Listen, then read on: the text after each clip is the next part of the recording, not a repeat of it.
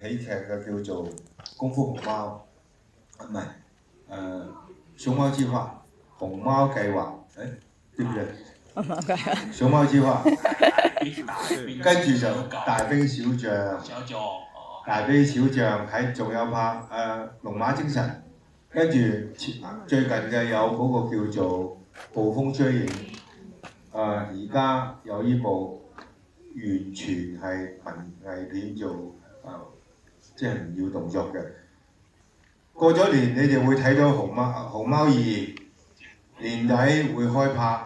暴風2。所以我就係只要因為自己中意拍電影，我除咗拍電影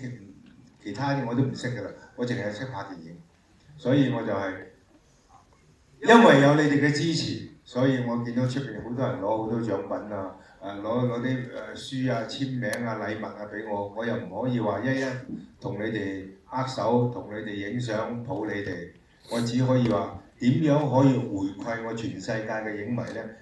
我只可以每年拍一部，唔理係文戲又好，動作都好，係當我個禮物，同一時間俾全世界嘅影迷，呢部都係獻給你哋嘅，多謝你哋支持。